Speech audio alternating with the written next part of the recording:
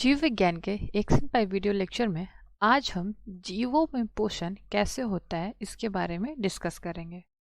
क्या डिस्कस करेंगे कि जीवों में पोषण कैसे होता है या फिर जीव अपना पोषण कैसे करते हैं। ठीक।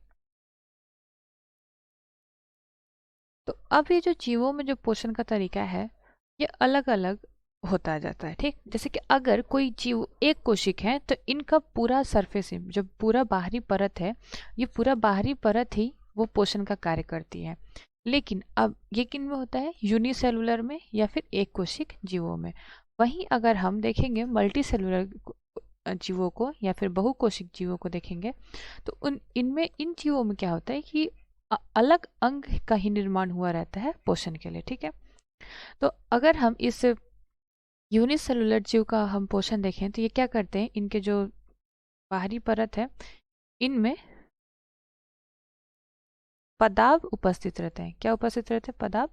और अगर इस जीव के पास कोई भोज्य पदार्थ उपस्थित है, खाद्य कण अगर प्रेजेंट है तो ये इसको लेने के लिए अपने बाहरी परत में चेंजिंग लाती है, परिवर्तन लाएगी और क्या करेगी,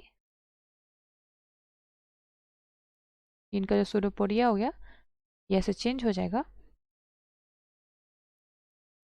और ये फूड पार्टिकल की तरह बढ़ने लगता है। ठीक, और क्या करते हैं, इस फूड ये जो भोजन जो है इसको ये ग्रहण कर लेते हैं। और ये जो भोजन ग्रहण होगा कहाँ होगा, तो फूड वैक्यूल होता है उसी में स्टोर होता है। किसमें? इस अमीबा में क्या होगा, फूड वैक्यूल होगा और इसी में ये भोजन चले जाएगा। तो अब ये जो भोजन है ये कैसा है, कॉम्प्लेक्स है यानी कि जटिल है। तो इसको क्या कहता है, डाइजेस्ट किया जाता है और सरल भोजन में परिवर्तित किया जाता है। और ये जो सरल भोजन जो होता है इसको साइटोप्लाज्म में दे दिया जाता है। और जो भी यहाँ पे अपाच्य पदार्थ जो बन जाता है, जो भी वेस्ट मतलब अनडाइजेस्टेड जो मटेरियल रह गया, अब उसको क्या कहता है कि इसको सेल सरफेस की तरफ भेजा जाता है और ये जो इसको बाहरी परत की तरफ भेजा जाता है और क्या करते हैं, यहाँ से ये जो वेस्ट प्रोडक्ट है ये निकल जाते हैं। ठीक, या फिर जो भी अपच पदार्थ है वो निकल जाते हैं।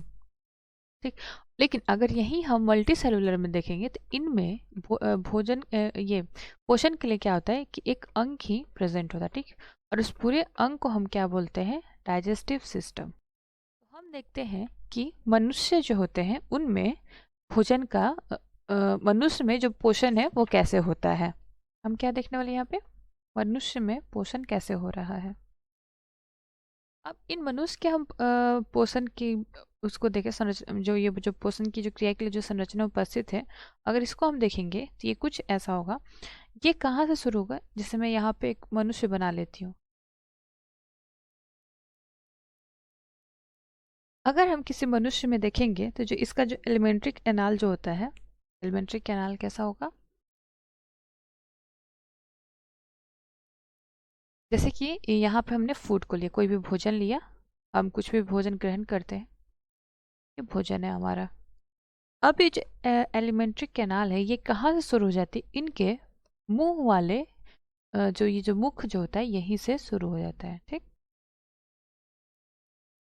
और मुख में भी क्या होता है, दांत होता है, टंग होता है मतलब जीभ होता है। और ये कहाँ तक जाता है, ये ईसोफेगस है या फिर ग्रसिका है, ये क्या है, मुंह है, क्या है, मुंह या फिर मुख गुहा।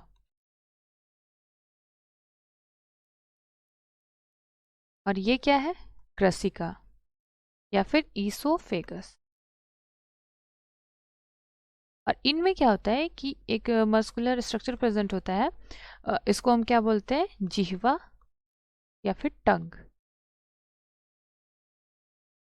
अब ये जो ईसोफेगस है ये यहाँ तक जाता है और यहाँ पे ये डायफ्राम है। ठीक है, अब इसी के यहीं पे क्या होता है, इनका अमाशय उपस्थित होता है। क्या रहेगा, अमाशय। और इस अमाशय से क्या होता है, स्मॉल इंटेस्टाइन का जनरेशन होता है। और यहीं पे हम देखेंगे कि अग्नाशय उपस्थित रहता है। क्या उपस्थित रहता है? अग्नाशय। अब यहीं पे एक इसी के पास पित्ताशय उपस्थित रहता है। क्या उपस्थित रहता है? पित्ताशय। क्या स्ट्रक्चर कुछ इस तरीके का रहता है और ये क्या है? पित्ताशय।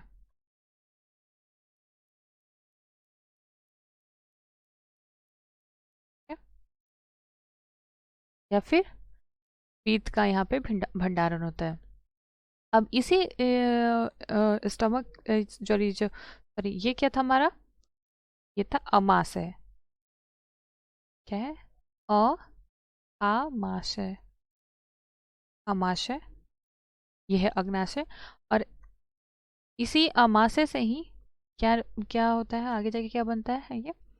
यहाँ पे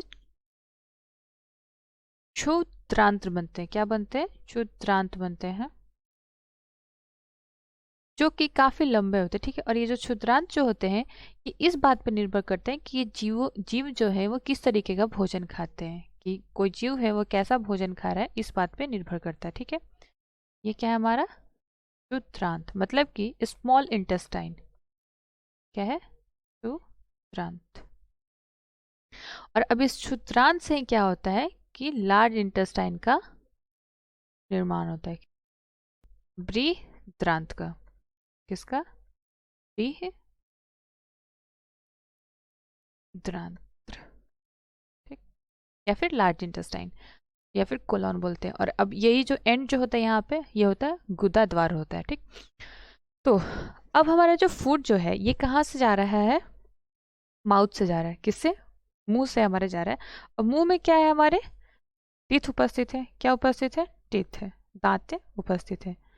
इस दांत के बीच में जीभ होता है। ठीक। क्या होता है? जीभ उपस्थित रहता है। तो अगर अब ये जो भोजन है ये हमारे मुंह में गया, तो यहाँ पे इन दांतों की मदद से क्या होता है, ये भोजन को हम तोड़ते हैं। ठीक। क्योंकि हम भोजन को कैसे जटिल फॉर्म में ले रहे हैं। तो अब हमारा जो ये जो इंटेस्टाइन का जो इनर जो लाइनिंग होता है, जो अस्तर होते हैं, क्या होते हैं, बहुत मुलायम होते हैं। तो हम वैसे डायरेक्ट नहीं खा सकते। तो इसके लिए हम क्या करते हैं, भोजन को तोड़ते हैं।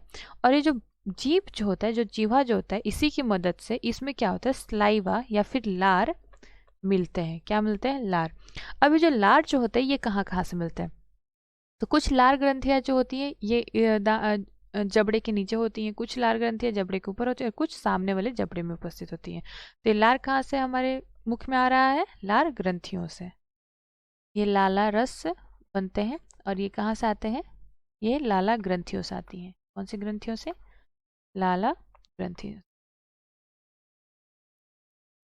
और ये जिस स्राव का जो निर्माण करते हैं इसको हम क्या बोलते हैं? ये जिस जो उसका निर्माण करते हैं उसको हम बोलते हैं लार। अब इस लार में क्या होता है कि एमाइलेज नामक एंजाइम प्रेजेंट रहता है। कौन सा एंजाइम रहता है? एमिलेज एंजाइम जो है ये जो जटिल जो कॉम्प्लेक्स ये फूड पार्टिकल है या फिर जो जटिल पोषक पदार्थ हैं उनको क्या करता है, सरल पोषक पदार्थों में, भोज्य पदार्थों में तोड़ देता है। ठीक है। तो इसी से क्या होता है कि और ये कैसे होता है, तो दांत जो हुआ वो भोजन को पीसती है। दांत क्या करती है? भोजन को क्रश करती है, यानी कि ये दांत जो है भोजन को पीस रही है। और जो ये जो जीवा जो है वो पूरे भोजन में किसको, लार को मिलाती है। ठीक। तो अब ये जो भोजन जो है ये क्या करेगा, अपने नियमित गति से क्या करेगा, आगे की तरफ बढ़ेगा। और ये ग्रसिका में जाता है। कहाँ जाता है? ईसोफेगस में या फिर ग्रसिका में जाता है। कहाँ जाएगा? ग्रसिका में जाएगा। और ग्रसिका से सीधे कहाँ जाते हैं? आमाशय में जाते हैं। ये मुख से कहाँ गए? ग्रसिका में। और ग्रसिका के द्वारा ही कहाँ ले जाए गए? अमाशय में। तो अगर हम यहाँ पे स्ट्रक्चर देखें अमाशय का, अब इस अमाशय में क्या होता है कि बहुत सारे जठर ग्रंथियां होती हैं इसके भित्ति में। ये जो यहाँ पे जो ये जो भित्ति है कुछ का सॉरी ये जो इसका जो वॉल है, इस भित्ति में क्या होती है, जठर ग्रंथियां उपस्थित रहती हैं। कौन सी ग्रंथियां? और ये जो जठर ग्रंथियां जो ये जो ग्लैंड्स जो है ये किसका सिक्रेशन करते हैं? ये हाइड्रोक्लोरिक एसिड का। किसका? या फिर हाइड्रोक्लोरिक अम्ल का।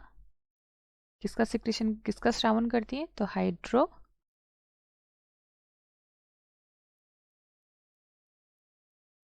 हाइड्रोक्लोरिक अम्ल का सिक्रेशन करेंगी, या फिर प्रोटीन का करेंगी, जो कि वो ऐसा प्रोटीन होगा जो कि पाचक प्रोटीन होता है, मतलब कि भोजन को पचाता है।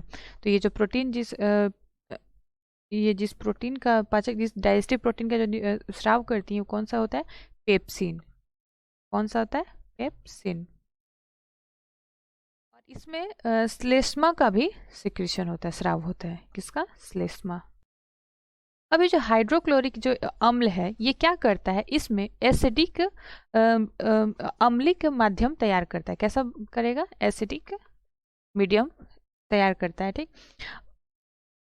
जो कि जो ये जो पेप्सिन एंजाइम जो होती है इसको क्रिया में ये सहायता करता है। किस एंजाइम को क्रिया में सहायता करता है? तो पेप्सिन एंजाइम अपना इस पे क्रिया कर सके, भोजन जो आ रहा है उसमें क्रिया कर सके, इसके लिए एसिडिक या फिर अम्लीय माध्यम तैयार करेगा। अब जो हमारे जो शरीर में जो एसिडिक जो गैस बनता है या फिर जो एसिडिटी की जो कंप्लेन होती है वो इसी के कारण होती है। अब ये जो अब ये यहाँ से कहाँ जा रहा है भोजन? अब यहाँ से भोजन कहाँ जा रहा है? क्षुद्रांत में। कहाँ जा रहा है? क्षुद्रांत। तो अब ये जो क्षुद्रांत होते हैं जीवों के खाने के नेचर पे डिपेंड करते हैं, ठीक है। ये क्षुद्रांत किस पे निर्भर करते हैं? तो जो जीव हैं वो किस तरीके का भोजन खाते हैं। तो अगर हम देखेंगे तो ये जो क्षुद्रांत है उन जीवों में सबसे लंबा पाया जाता है, जो कि पूरी तरीके से स्वपोषी जीवों का भोजन करते हैं, ठीक। सबसे ज्यादा किसमें लंबी पाई जाएगी? जो कि स्वपोषी अपने, और ये कैसे होते हैं? कुंडलित होते हैं, मतलब कॉइल्ड होते हैं। तो जो शाकाहारी जो भोजन किन में लंबी पाई जाती है? तो जो शाकाहारी भोजन खाते हैं उनमें ये लंबी पाई जाती है, ठीक। क्योंकि उनका जो अब शाकाहारी जो भोजन खा रहे हैं तो उनमें कौन सा कौन सा वो पदार्थ आ रहा है? तो उनमें जो आता है वो होता है सेल्यूलोज आता है। तो उसी सेल्यूलोज को तोड़ने के लिए, किसको?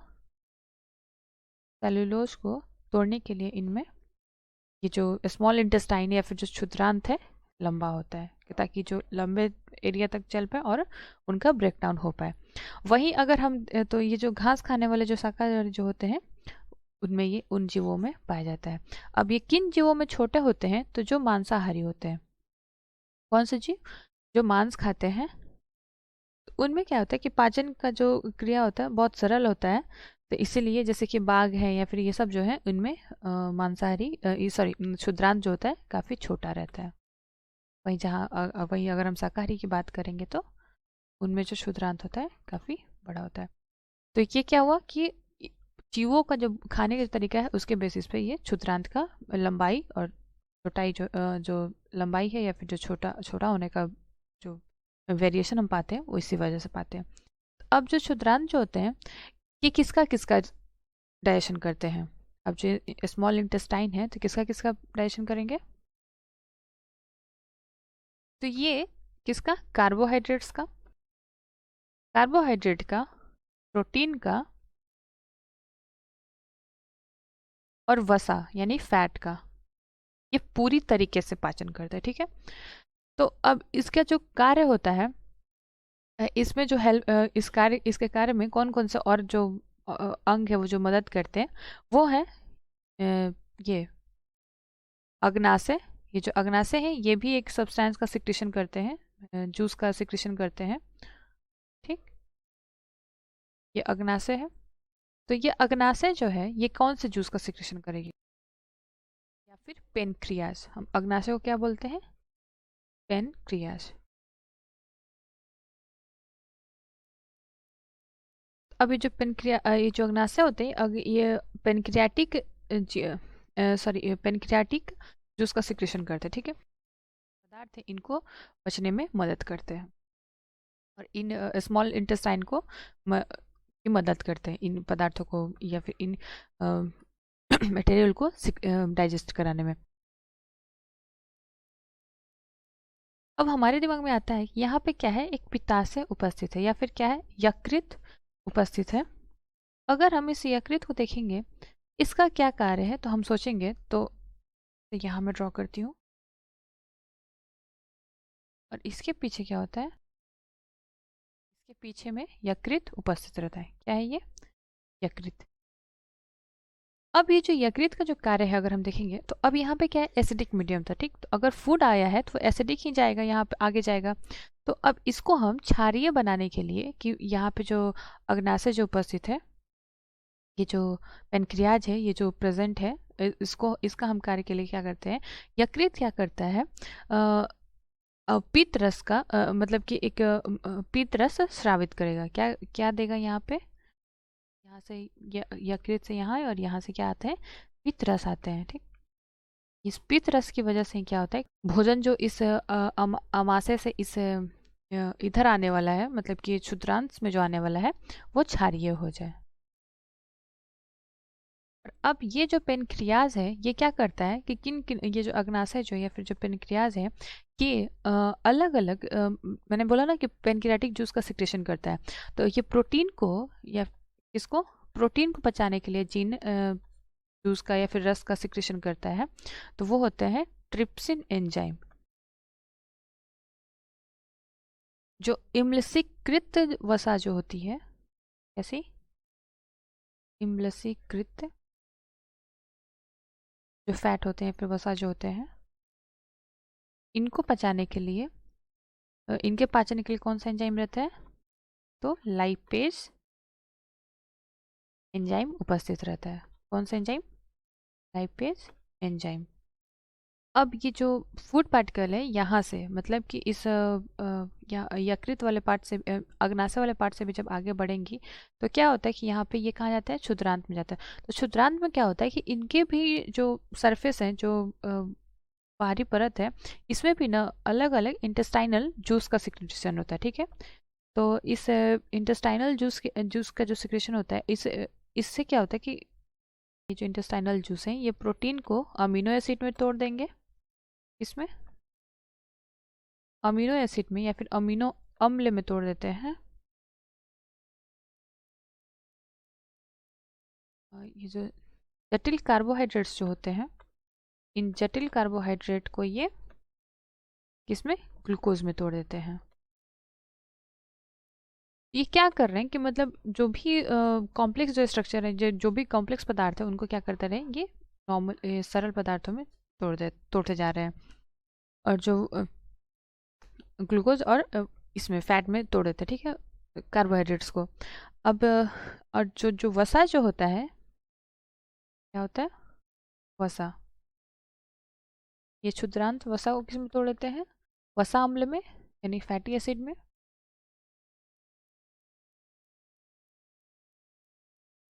वसा अम्ल और ग्लिसरॉल में ग्लिसरॉल में तोड़ देते हैं, ठीक है। तो ये सब जो तोड़ने का प्रोसेस हो रहा है, ये कहाँ हो रहा है, स्मॉल इंटेस्टाइन में हो रहा है। अब जो भोजन जो पच गया, ठीक है, जो पाचित भोजन है, वो आगे कहाँ जाएगा, स्मॉल इंटेस्टाइन से कहाँ जाता है, लार्ज इंटेस्टाइन में, ठीक है। कहाँ जाएगा, ये स्मॉल इंटेस्टाइन यहाँ पे एंड हो रहा है, तब यहीं से क्या होगा, लार्ज इंटेस्टाइन। ये क्या है, हमारा लार्ज इंटेस्टाइन है, या फिर इसको हम बोलते हैं बृहदान्त्र, बोलते हैं, क्या बोलते हैं, बृहदान्त्र, ठीक है, या फिर लार्ज इंटेस्टाइन।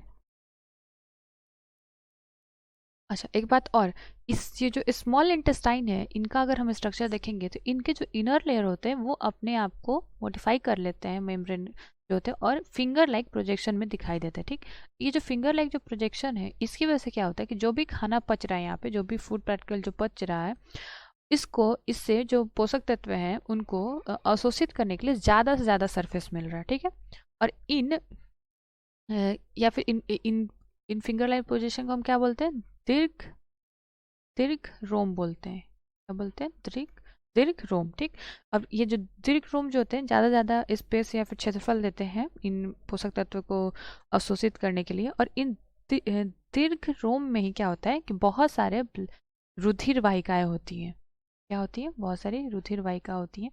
और इन रुधिर वाहिकाओं में ही ये जो पोषक तत्व होते हैं या फिर जो भोजन के जो अवशोषित पदार्थ हैं वो चले जाते हैं, और ये जो रुधिर जो है ये पूरे शरीर में उन अवशोषित भोजन के तत्वों को पहुंचाती है। ठीक, तो ये स्मॉल इंटेस्टाइन में होता है।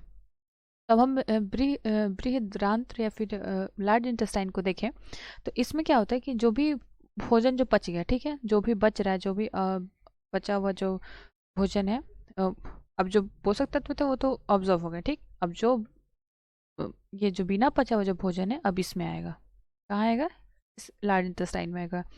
और इसमें क्या होता है कि इसमें भी बहुत सारे छोटे छोटे इसमें भी बहुत सारे दीर्घ रोम होते हैं, जो कि इस पदार्थ से क्या लेते हैं, जो फूड पदार्थ जो आ रहा है इसमें, इसे क्या लेते हैं, सिर्फ जल लेते हैं। क्या क्या ये लोग अवशोषित करते हैं, सिर्फ जल को ऑब्जर्व करते हैं। ठीक है, ज़्यादा मात्रा में ये जल को इस भोजन से लेते हैं, जो भी इसमें ये भोज्य पदार्थ आ रहा है। और फिर सारे जल का जब अवशोषण कर लेते हैं तो ये जो पदार्थ जो है ये कहाँ आ जाता है, गुदा द्वार पे आ जाता है। कहाँ जाता है, ये क्या था, ये था गुदा द्वार या फिर एनस। ठीक है, ये गुदा द्वार के पास आते हैं और शरीर से बाहर कर दिए जाते हैं। कहाँ कर दिए जाते हैं, शरीर से बाहर कर दिए जाते हैं। ठीक है, मल के रूप में। अब बाहर कर दिए जाते, और ये जो बाहर भेजने का जो पदार्थ होता है, इनके लिए क्या होता है कि बहिक्षेपण गुदा अवरोधनी होती है। ठीक है, यहाँ पे कौन से ये एक यहाँ पे कंट्रोल करने के लिए होता है कि ये जो मतलब ऐसा नहीं कि मतलब जब पदार्थ आ रहे निकलता जा रहा है, ऐसा कुछ नहीं होता है। यहाँ पे ये बहिक्षेपण गुदा अवरोधनी नामक एक तंत्रिक ये नर्व्स ये मसल्स होते हैं जो कि इसको कंट्रोल किए रहते हैं। कौन से, ठीक है, मतलब इस गुदा को अवरोध के लिए, यानी कि गुदा हमेशा खुली न रहे उसके लिए यहाँ पे ये उपस्थित रहता है। ठीक है, तो और फिर इसके बाद ये मल के रूप में ये जो अपच जो भोज्य पदार्थ होते हैं वो निकल जाते हैं। तो हम एक बार रिवाइज कर लेते हैं, हमने क्या क्या पढ़ा। तो हमने इसमें क्या देखा था, जीवों में पोषण के बारे में हमने पढ़ा। तो हमने देखा कि जो जीवों में जो पोषण होता है वो कैसा होता है, अलग अलग जीवों में अलग अलग तरीके से होता है। जो यूनिसेलुलर होता है उनमें पूरा सरफेस ही क्या करता है, भोज्य पदार्थ को ग्रहण करने में और उनको पचाने में हेल्प करता है। और फिर ये भोजन ये इनके बाहरी परत से ही, बाहरी लेयर से ही क्या होता है, ये जो अपच या फिर जो वेस्ट प्रोडक्ट होते हैं निकलते हैं। और मल्टी सेलुलर में क्या होता है कि इसमें अंग बने होते हैं जिसे हम डाइजेस्टिव सिस्टम बोलते हैं। अब डाइजेस्टिव सिस्टम में हमने देखा था, मनुष्य में पोषण के बारे में देखा हमने। तो पोषण में हमने देखा कि इनका जो डाइजेशन जो होता है वो माउथ से शुरू होता है, मतलब कि यहीं से ग्राइंडिंग का काम शुरू होता है। ठीक है, तो ये पूरा डाइजेस्टिव सिस्टम के ही एलिमेंट्री कैनाल के ही हिस्से हैं। तो और ये जो इनका जो एलिमेंट्री कैनाल होता है लगभग 7 से 8 मीटर का एक लंबा ट्यूब की तरह होता है। ये माउथ से मुख्य गुहा से शुरू होकर के ग्रसिका से जाता है, ग्रसिका से भोजन कहा जाता है, अमाशय में जाता है, और अमाशय से अग्नाशय, और जो पित्त ये पित्ताशय है या फिर जो यकृत होती हैं, इनसे जो भी जूस आते हैं उनसे उनमें वो डाइजेस्टिव जूस होते हैं। और ये जो डाइजेस्टिव जो फूड होते हैं वो आगे कहाँ जाते हैं, स्मॉल इंटेस्टाइन में, और स्मॉल इंटेस्टाइन से कहाँ जाता है, ये लार्ज इंटेस्टाइन में आ जाते हैं। तो जो लार होता है हमारा, उसमें कौन सा एंजाइम पाया जाता है, एमाइलेज पाया जाता है। ठीक है, अब ये जो हमारा ये था अमाशय जो था, इसमें कौन से इंटेस्टाइन, इसमें कौन सी ग्लैंड्स होती है, तो जठर ग्रंथि होती है, और वो हाइड्रोक्लोरिक एसिड और पेप्सिन और श्लेष्मा जैसे जूसों का स्राव करती है इस अमाशय में, और यहाँ पे एसिडिक माध्यम को या फिर अम्लीय माध्यम का निर्माण करती है। अब यहाँ से जो भोजन है वो कहाँ जाता है, आगे जाता है। और यहाँ पे जो ये जो अग्नाशय जो उपस्थित होता है, ये जो अग्नाशय एक पेनक्रियाटिक जूस का सिक्रेशन करता है, जिससे कि जो भोजन है वो अम्लीय से क्षारीय हो जाए। ठीक है, अब ये जो अग्नाशय है ये कैसे कैसे जूस का सिक्रेशन करता है, पेनक्रियाटिक जूस का। तो इनमें प्रोटीन के सिक्रेशन के लिए, प्रोटीन के डाइजेशन के लिए कौन सा होता है, अमीनो एसिड होता है। नहीं, ये जो पेनक्रियाज होता है कैसे पेनक्रियाटिक जूस का सिक्रेशन करता है, और प्रोटीन के लिए इसमें क्या होता है, ट्रिप्सिन ट्रिप्सिन एंजाइम होते हैं, और ये जो फैट होते हैं इनके लिए कौन से एंजाइम होते हैं? Lipase enzyme. अब ये जो फूड होता है वो आगे जाता है और ये क्षुद्रांत्र में आते हैं या फिर स्मॉल इंटेस्टाइन में आते हैं। स्मॉल इंटेस्टाइन में जो प्रोटीन होता है किस में टूट जाता है? अमीनो एसिड में। और जो कॉम्प्लेक्स कार्बोहाइड्रेट्स हैं वो किस में टूटते हैं? ग्लूकोज में। और जो फैट होते हैं, जब वसा होते हैं, ये वसा अम्ल और ग्लिसरॉल में टूट जाते हैं। तो हम देखते हैं कि यहाँ पे स्मॉल इंटेस्टाइन में पूरी तरीके से कार्बोहाइड्रेट, प्रोटीन और वसा का पाचन होता है। इसके बाद हमने देखा बृहदान्त्र को या फिर लार्ज इंटेस्टाइन को। तो हमने देखा कि लार्ज इंटेस्टाइन में क्या, तो जो भी अब अनडाइजेस्टेड जो फूड होते हैं वो इसमें जाते हैं, क्योंकि हमने सारे जो पोषक तत्व थे वो स्मॉल इंटेस्टाइन में ही ऑब्जर्व हो जाते हैं। तब जो अब जो बिना पचे हुए जो भोजन होते हैं वो आ जाते हैं ये लार्ज इंटेस्टाइन में होता है। और लार्ज इंटेस्टाइन में क्या होता है, ज़्यादा से ज़्यादा जो जल होता है वो अवशोषित होता है, क्योंकि इसमें भी दीर्घ रोम उपस्थित होते हैं। और जो फूड जो बच गया उसका हम गुदा द्वार के द्वारा निष्कासन कर देते हैं। ठीक। और इस गुदा द्वार को कंट्रोल करने के लिए क्या होती है, यहाँ पे बहिक्षेपण गुदा अवरोधनी उपस्थित होती है। इस वीडियो में हम इतना ही पढ़ेंगे। मिलते हैं अगले वीडियो सेशन में। धन्यवाद।